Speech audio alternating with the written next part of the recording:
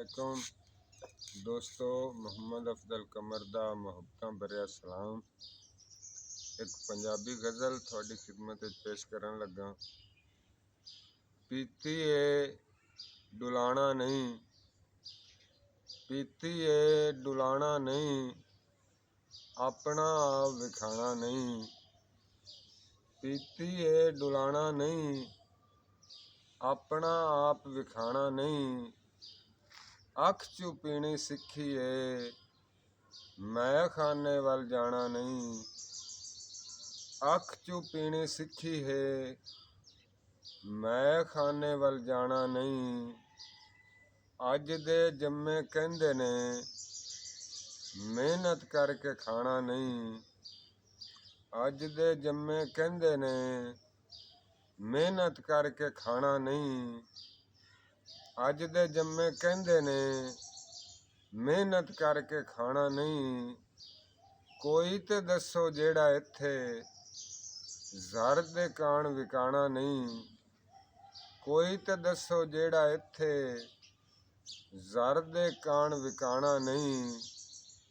डाढे नाल सियाणे कहंदे, अफजल दिल वटाना नहीं। डाढे नाल सियाणे कहंदे, अफजल दिल वटाना नहीं। एक आज़ाद नसरी नज़म। मैं एक पिंड दी अणखी धी, भाग भरी मैनू कहंदे, वेला मेरियां सिफतां करदा, मेरी गोत पंजाब दी मिट्टी। मैं एक पिंड दी अणखी धी, मेरा पेशा है मजदूरी। बाबल मेरा नित खेतां विच काम करन लई जांदा। मां ने चरखा डाह के रखिया, पूणियां कतदी थकदी नहीं। मैं एक पिंड दी अणखी धी, नज़रां नीवियां रखदी। किधरे अणखी प्यो दी पग दा लड़ ना मैला होवे। मां दियां दित्तियां मत्ती मैनू ए तहजीब सिखाई। मैं एक पिंड दी अणखी धी, मेरा लहजा खंड तू मिठा। गल्लां चू खुशबू हुंदी ए, मेरे बोल गुलाब दा रस। मेरे इस अखलाक दी पारू मेरे वीर पछाणे जांदे। मैं एक पिंड दी अणखी धी, मैं हद टपनी नहीं सिखी। मैं एक पिंड दी अणखी धी, मैं हद टपनी नहीं सिखी।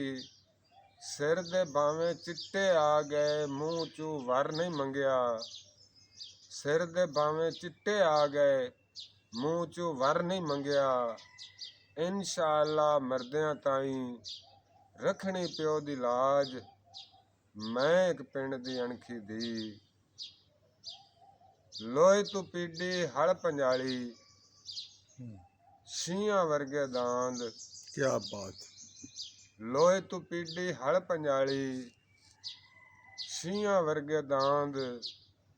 सोने वर्गी मिट्टी दी, चन्ना वर्गे हाली।